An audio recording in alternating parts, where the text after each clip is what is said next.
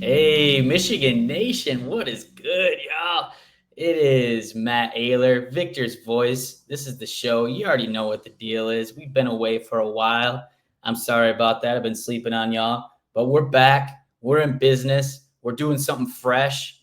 And before we get into today's segment, I got to tell y'all, please like, follow, share, subscribe, all the goodness to the voice of college football, to the Michigan channel. We appreciate y'all. Any 5-star review on any kind of platform, Spotify, Twitch, YouTube, Instagram, whatever kind of social you're listening to this on right now, if you could give us a 5-star, whoo, that's big time. That's big time. So got to start off with that. But let's get into it, man. I mean, let's do this right now. You guys might be seeing that I'm wearing, the colors of Michigan, but it's actually a Utah Jazz jersey. And you ask, why are you wearing a Jazz jersey, Matt Ayler? Well, you want to know why? Let's turn it around real quick. Let's get this thing turned around real quick. And I'm not sure if you can see that, if it's in your screen, in your viewing area. It might be backwards, but that's one of the greatest point guards to ever throw down in a Michigan uniform. Trey Burke, not in the NBA anymore, but you already know what it is, dude.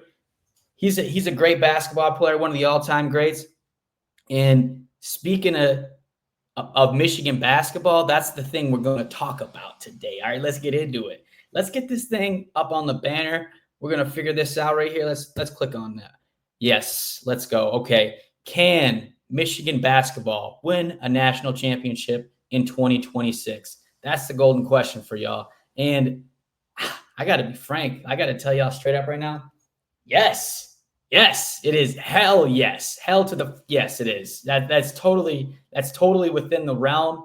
It is almost a realistic expectation for this team. And not only is that because of what Dusty May has been able to do, this is going to be year 2. Obviously, the team is coming off a hell of a run into the Sweet 16 with his first ever recruiting class, filled with transfers and freshmen, all that jazz.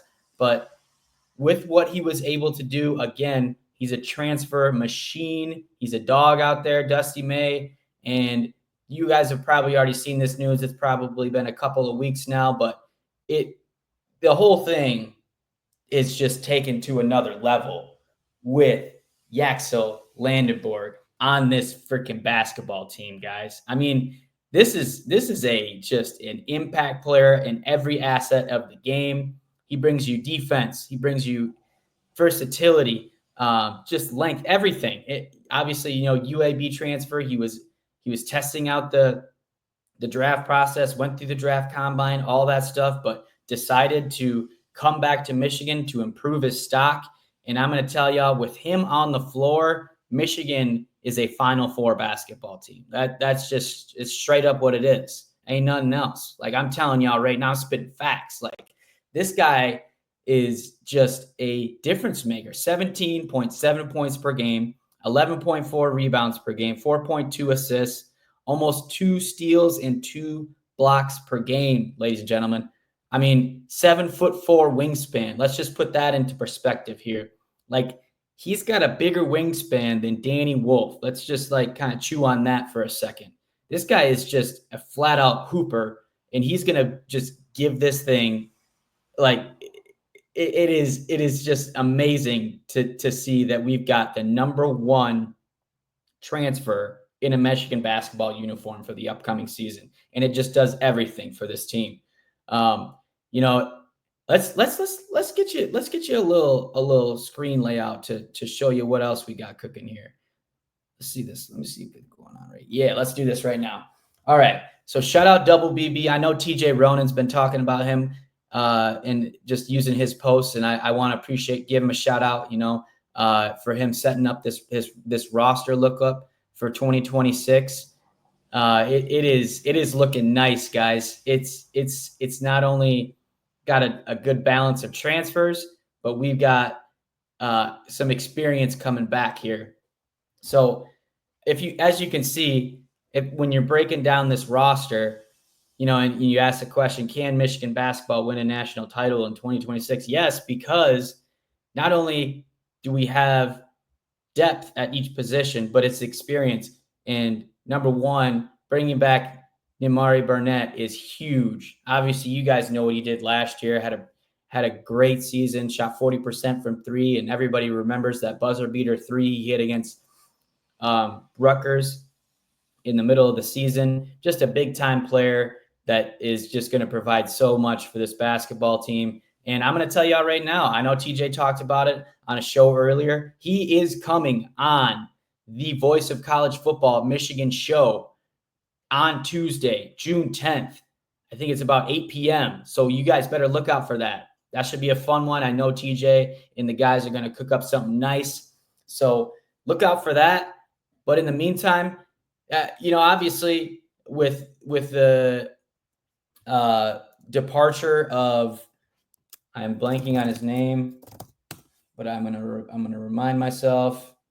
It is Trey Donaldson. Obviously, Trey Donaldson, man, he was a great player. Provided some big clutch shots for Michigan last season. Obviously he ended up transferring and going to. Where did he go to? Shoot, I think it was Miami. Let me just double check here. Yeah, Miami. Confirmed. Miami. Yep. But you bring in Elliot Cadeau. This guy is a true floor general.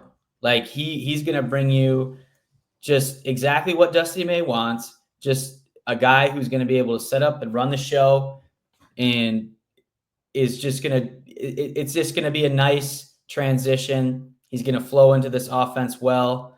34% 3-point shooter, former 5-star recruit. The thing I gotta see from him, and hopefully May and the staff can figure this out, is his assist to turnover ratio. It's 2-1, but he's got to cut it down. I know that's been his what people have been talked about, like his downside. So if he can step that part of his game up, this offense is going to go to a different level. And speaking of just like proven players, Roddy Gale, man, I in my opinion, for him coming back, he's the X factor this whole thing. If we can get the guy who played in the tournament, who dropped a career high 26 against Texas A&M, compared to the guy who shot 1 for 26 during the regular season from three, like it depends. That is going to swing this basketball team big time. If we can get a guy who consistently can score it from the wing position, that is going to be so huge. But you guys, the transfers, we have to talk about Marez Johnson, the guy from Illinois. This guy provides just a total different element to this basketball team. Just a monster on the offensive glass, a rim running big, who almost averaged 3 offensive rebounds per game last year. So this is going to provide a different dynamic, and it's going to be fun to see May kind of mix and match, because he's got Ade Mara behind him, who's almost like a Vlad Golden, waiting in the wings kind of a guy. Like he's a 7'3" guy from UCLA who didn't really ever get his footing with the Bruins, but like was picking up steam down the stretch. And I could see him gaining more minutes as, the season comes along. And obviously we know what Will Cheddar has been able to do. 6-year senior, provides energy and 3-point shooting. Just another guy who's going to give you something good. But let's just talk about the freshmen that I think are gonna be vying for some big time playing time. And that, first of all, starts with Trey McKinney. I mean, I watched this guy in person 2 years ago in the state championship game. Just flat out take over. He is already a college level scorer. There's a reason why he was 2025 Mr. Basketball. He was the #1 recruit in Michigan. You just cannot speed this guy up, and he's got the frame already of almost an NBA kind of a combo guard. I mean, he averaged almost 23, 11, and 3 at Orchard Lake St. Mary's. This guy is different, and by season's end, we're going to be talking about this guy in like a vital 6-man. I don't want to say 6-man of the year, but just a difference in the bench unit. And he look out, guys. I mean, this guy is coming. He's a difference maker. And the same kind of can be said. We'll see who ends up getting more playing time out of these two freshmen. I think it's going to be McKinney, but Winters Grady is another one that from California, a freshman coming in forward, can shoot it, and if he can make shots, he's gonna split time with Roddy Gale at that forward position. That's going to be so huge. I mean, you just look at this thing in totality, and we've got obviously we haven't even talked about LJ Kaysen, who is just. I mean, we saw what that guy did in the tournament in this past spring.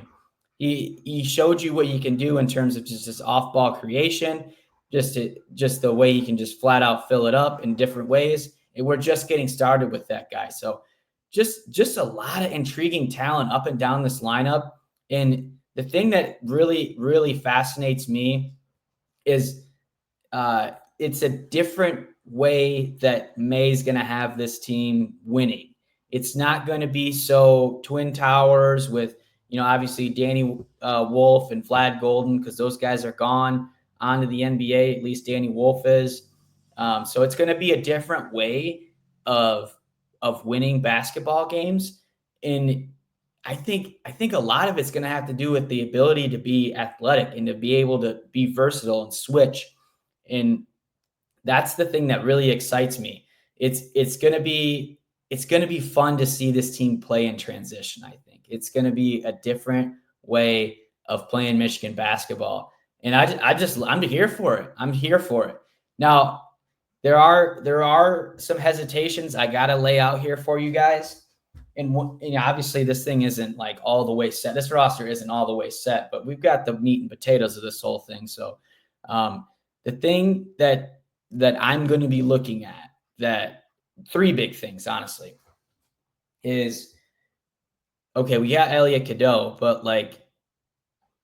who's going to provide the backup point guard minutes? Is it going to be LJ Kaysen? Is it going to be Trey McKinney? How is Dusty May going to kind of mix and match that in terms of just the shooting guard in the point guard position, and who's going to handle the rock, when Elliot Cadeau is in the basketball game? And I fully believe LJ Kaysen can do it. I just haven't seen it in a large enough sample size, and I fully believe he's going to make a big step here in year 2, but that is yet to be seen. That is one thing that I'm going to be looking at. The second thing, turnovers were an issue last year, you guys. You heard it. I mean, on the broadcast during the tournament, Michigan turns the ball over. That's a damn fact. And you bring in a guy who's notorious for turning the ball over a little bit. Michigan was number 192 in assist to turnover ratio last year, according to the NCAA.com. So how does Michigan navigate that? Are they just going to be able to live with the turnovers? Is the offense just going to be on a different level where they're not even going to care about that? Very well could be. That is another thing I'm going to be eyeing. And maybe with the way this roster is built, we're going to be up and running and the pace is going to be so fast that, that you're going to live with the turnovers, but maybe there won't be as many turnovers because we're not in such a half-court set. So we're not going to be, forcing things. It's going to be a natural more flow to this offense. And I guess I wrote down 4 things, you guys. So bear with me here. The defense, and I think this is a thing that I wholeheartedly believe that Michigan's going to take a step. We're ranked number 159 in scoring defense last year in the country. That's not good. Averaging allowing 71.4 points per game. Michigan's got the versatility, especially at the wing position, to be a disruptive unit. Yaxel Landenberg gives this thing just a different kind of dynamic in terms of just his length, his ability to block shots, his ability to steal, get steals, deflections, all that. That's going to be huge for this team. And Morez Johnson, I feel like, is going to be another piece of this, his rebounding, his ability to kind of contest shots at the rim, just that rim protection. I fully believe to see Michigan by year's end, be within that top 50 in scoring defense. And the last thing I have for you guys is, where's this team going to be at shooting the basketball from beyond the arc? Like, Niamari Burnett obviously had a breakout season. Roddy Gale was hot at the end of the season. Landenborg's a 35% career three-point shooter. But what's this team? What's the ceiling of this team? In terms of like their shooting, their true shooting percentages. And the big thing is obviously the three-point shot. Like, you got to be able to hit those. You got to find a way to get clean looks, which I fully believe they will. It's just, can they make those three-point shots? Do they have enough three-point shooting on this team to take that step? Winters Grady's going to have to shoot the ball well. Trey McKinney's going to have to shoot the ball well. We're going to have to rely on some freshmen. They're going to have to make some big-time shots in big-time scenarios here. So that's my four things. I guess I'll leave you guys to chew on. What do you think about that? The backup point guard, the turnovers, the defense, and then the shooting, man. Can this team light it up? I fully believe they can. But it's going to be interesting to see what happens come tournament time. And we're in night mode. We just switched to night mode for y'all. So check that out. Holler at your boy. But on the real though, we're looking good, you guys. And I'll leave that question for you as well. Like, is this team a national title contender? Will we see Michigan in the Final Four next March? My opinion, yes. Yeah, 100%. I'm all in on that. Like, let's go. Michigan Nation, stand up. Drop all those things in the comments. I got to hear y'all's opinions on this. Basketball season obviously is a long time away, but it's never too early to start talking about it. And we got a national title contender here, ladies and gentlemen, the Michigan Wolverines. Look out for them. 2026. Yaxel Landenborg and company coming for that Big Ten and that Natty, baby. That's all I got for you guys. I appreciate y'all for listening. This is episode number 6 in the books. Michigan Nation, Matt Ayler speaking. And until then, you guys, we'll catch you on the flip side. Peace out.